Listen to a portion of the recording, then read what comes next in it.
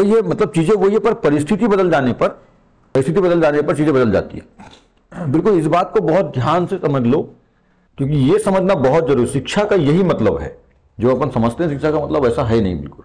पर हमारे यहाँ लोग शिक्षा का मतलब क्या समझते हैं कि पढ़ाई कर लिया, प्रश्न बन गए, सरकारी नौकरी लग गई, मतलब शिक्षा सफल हो गई उसकी। नहीं जी, ऐसा नहीं, ठीक है। बिल्कुल ऐसा नहीं है। मैं क्या बोल रहा हूं, आपने दो शब्द सुने हैं, परिमाप और परिधि। बहुत ध्यान समझना, शिक्षा और जीवन का बड़ा महत्वपूर्ण चीज बता रहा हूं आपको, है ना, समझना इसको। परिमाप ही परिधि है, यह परिधि ही परिमाप है। इसको अपन पर्यायवाची बोल सकते हैं एक तरह से। परि का मतलब बाहरी, बाहर, माप मतलब मापना, यानी किसी भी चीज की बाहरी माप को परिमाप बोलते हैं। किसी भी आकृति की बाहरी माप को परिमाप बोलते हैं। परि मतलब बाहर, और धी, यहां माप था, यहां धी आ गया, ये भी परिमाप है। ये भी किसी वस्तु की या किसी भी चीज की बाहर की माप है ये। पर परिस्थिति बदल जाती है। मान लीजिए कोई त्रिभुज है या कोई चतुर्भुज है, यानी या कोई पंचभुज है, ठीक है, पंचभुज, या कोई षष्ठभुज है, ठीक है, 6 भुजा वाला षष्ठभुज है ऐसा, या और भी कोई भुज है ना, ऐसा कुछ है। मतलब जो, अच्छा, कोई भी आकृति जो है, ऐसी आकृति 3 भुजाओं से मिलकर ही बनती है। 2 भुजाओं से आकृति बन सकती है? नहीं बन सकती। एक भुजा से कोई आकृति नहीं बन सकती। कम से कम 3 भुजा, त्रिभुज, चतुर्भुज, फिर त्रिभुज चतुर्भुज के बाद जितना बनाना बनाओ, ठीक है, इन्फिनिटी, फिर तो ईटीसी जो भी है। इन भुजाओं की बाहरी माप, इन आकृतियों की बाहरी माप, भुजाओं की बाहरी माप को बोलते हैं परिमाप, ठीक है। परंतु जब हम परिधि कहां बोलते हैं? जब व्रत हो। यहां भुजा है क्या? व्रत भुजाओं से बनता है, ये आकृतियां भुजाओं से बनती है, इसको भुजा बोलते हैं अपन? नहीं बोलेंगे। इसमें एक सरल रेखा होती है, ऐसी सीधी रेखा, इसी रेखा को क्या कर देते हैं? गोल कर देते हैं, तो ये बन जाता है क्या? क्या बन जाता है? बन जाता है, ठीक है। केंद्र इसका कहां होता है? बिल्कुल बीचों बीच में, ठीक है। इसका केंद्र कहां पे होगा? बिल्कुल बीचों बीच में, थोड़ा सा ऊपर, बिल्कुल बीचों बीच में होगा या थोड़ा सा ऊपर होगा? थोड़ा सा ऊपर होगा। इसका बिल्कुल बीचों बीच में होगा। इसका बीचों बीच में होगा कि नीचे के ऊपर? ऊपर के नीचे?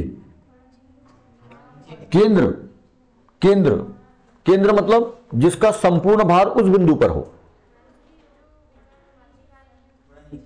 माध्यिका से, तो माध्यिका के बीचों बीच में थोड़ा सा नीचे, नीचे, क्योंकि इधर का भाग चौड़ा है, ठीक है।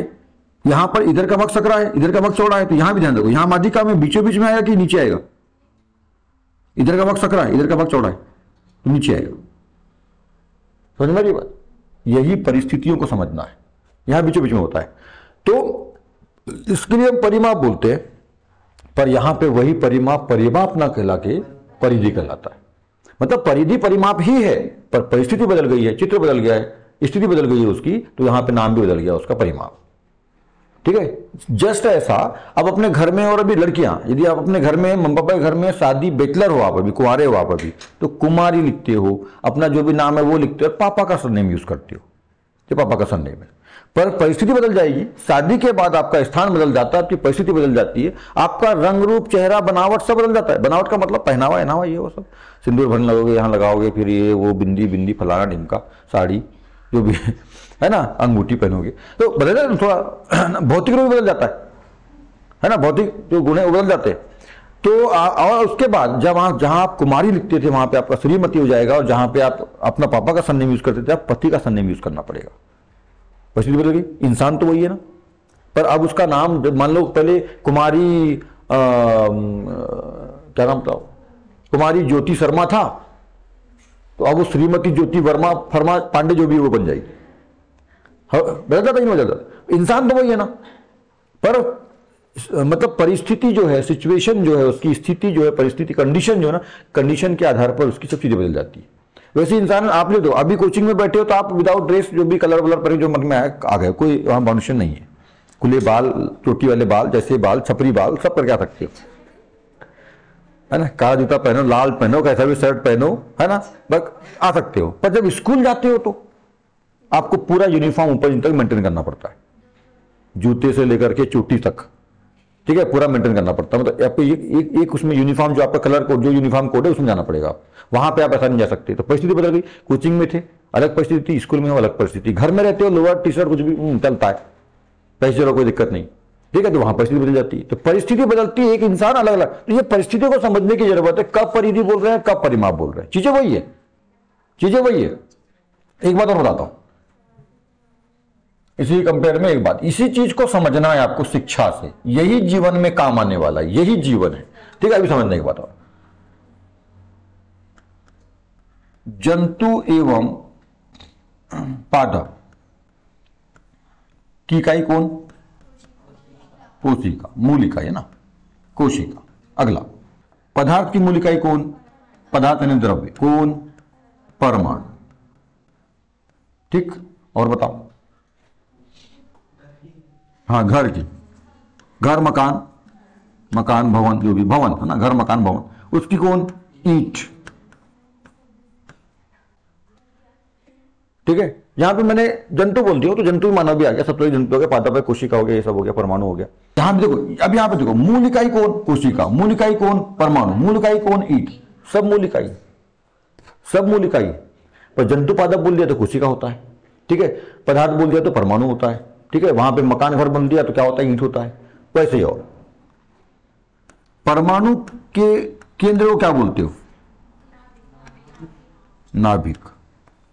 कोशिका के केंद्र को क्या बोलते हो? केंद्रक। मानव के केंद्र को क्या बोलते हो? नाभि। वृत्त के केंद्र को क्या बोलते हो? केंद्र।